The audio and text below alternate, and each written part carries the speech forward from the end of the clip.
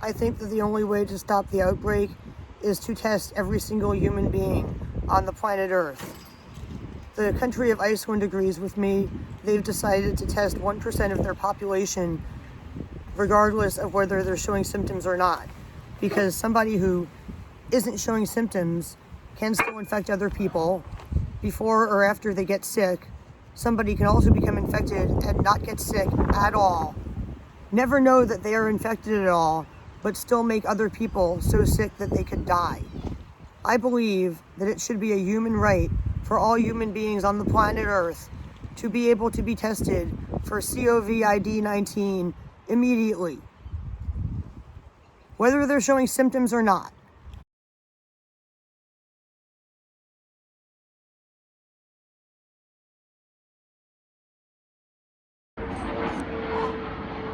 Airplanes are still flying over my house, people.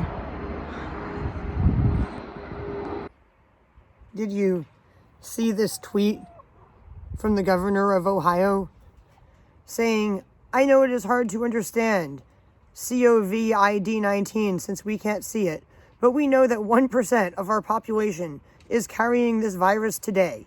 That's over 100,000 people. If you saw this tweet and you live in the state of Ohio, you may have sped to the nearest grocery store driving at over 100 miles per hour to buy all the toilet paper. But seriously, this tweet actually makes a good point. It is hard to understand COVID-19 since we can't see it. I would like you to imagine for a second the following scenario. Someone walks up to you and they sneeze on you. But when they sneeze on you, you see this cloud of blue stuff come out of their nose.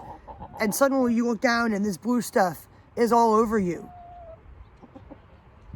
Then you start to notice that your nose is starting to run and blue stuff is coming out of your nose. When you breathe, you see a cloud of blue stuff coming out of your mouth and going a few inches to a few feet away. When you touch something, you look down at what you touched and you see this blue stuff all over it. Now imagine that the blue stuff isn't blue, but invisible. This is how COVID-19 is spreading so rapidly, because that's happening, but we human beings can't see it. And although I think that the governor of Ohio, in a way, did do the right thing by making this information public, this tweet was also, in a way, irresponsible. He should have made sure they had enough COVID-19 tests to test every single citizen in the state of Ohio before sending out this tweet and causing a panic. With that said, I would like to say something else. This tweet from the governor of Ohio saying that 1% of the population of Ohio is carrying COVID-19 proves what I said in my video that I made on February 29th, 2020, called "There is probably already a coronavirus outbreak in the USA." Because I was right. I said in this video that I estimated that there were several thousand people infected in California, Oregon, and Washington. If the same thing was true in Ohio on February 29th, 2020, then by now there would be about 100,000 people infected in Ohio. About 1% of the population. And probably a higher percentage of the population in states that have more major cities, more major international airports, and more interstate highways running through them than Ohio. Ohio is a relatively isolated state with a relatively low population. One interstate highway does run through it, and I'm pretty sure there are some major airports, but Ohio gets far fewer people traveling through it than, for example, New York. So if they estimate that 1% of the population of Ohio has COVID-19 already, then I estimate that 5% or more of the population of New York City has it. Because imagine that imaginary blue cloud I was talking about. If you cough and that blue cloud goes a few feet away and you're like on a farm in the middle of nowhere in Ohio, you're probably not going to infect anyone unless somebody's standing like right next to you. Now imagine if you cough on Broadway in New York City. Like, how many people are you going to infect then? Probably a lot more. So my estimate is that if the government of Ohio estimates that 1% of people are infected in Ohio, 5% to 10% of people are infected in New York already, especially in New York City. When I was pregnant with Eugene, I went to New York City for some of my doctor's appointments. Every single time I went to New York City, I caught a cold. Like every single time. Colds spread rapidly in New York City because of the number of people and the number of surfaces that people touch, the number of rooms that people go into where they breathe the same air. I estimate that the infection rate in New York City is much, much higher than Ohio. I think that the only way to stop the outbreak is to test every single human being on the planet Earth.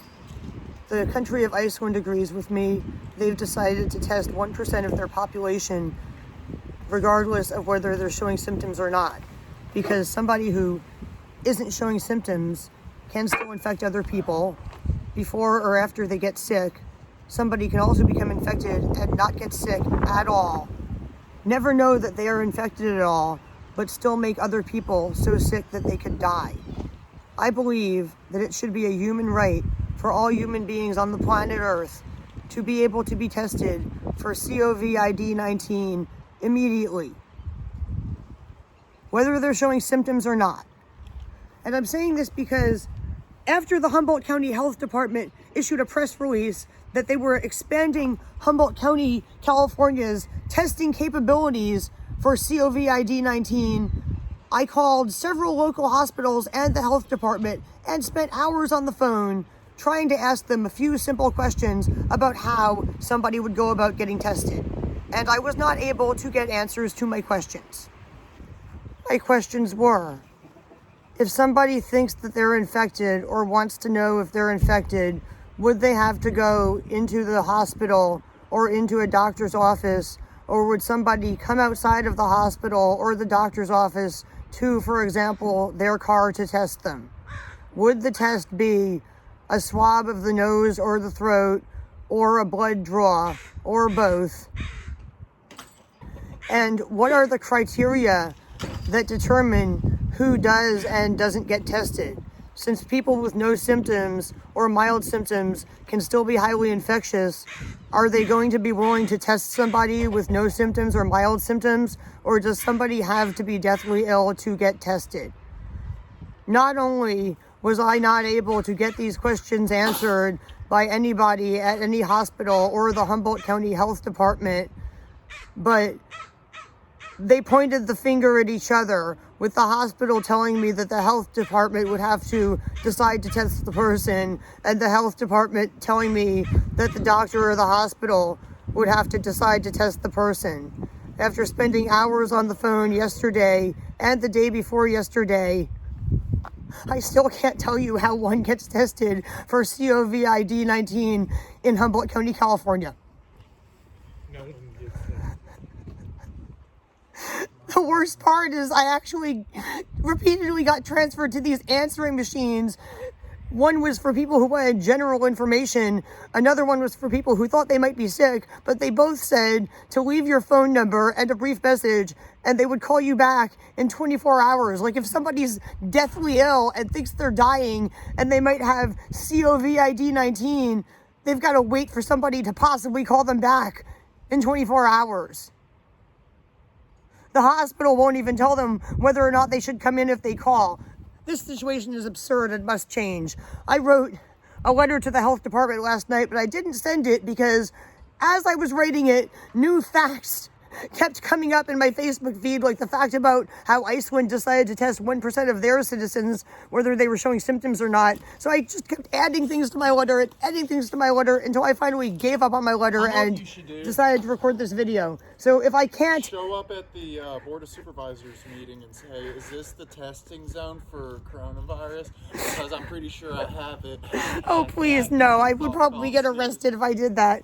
I decided to record this video, and after I publish this video, I will then make another attempt to see how one gets tested in Humboldt County, California. But I think I've made all of my important points for now. And I am now going to end this video by saying, please like this video, share this video, watch my other videos, and subscribe to my channel. And if you would like to help me out, I would greatly appreciate some help. You can donate money to me on Patreon or other sites, or you can buy things from me on my Amazon wish list. I'll make sure to add some $50 rolls of toilet paper to the top of the list. No, I'm kidding. I'm kidding, people. We actually have a little bit of toilet paper, but I guess I shouldn't say that because toilet paper seems to be worth its weight in gold, so I guess I shouldn't let the world know that we have a stash. We actually don't have a stash, though. We only have, like, 4 rolls. Bye, people.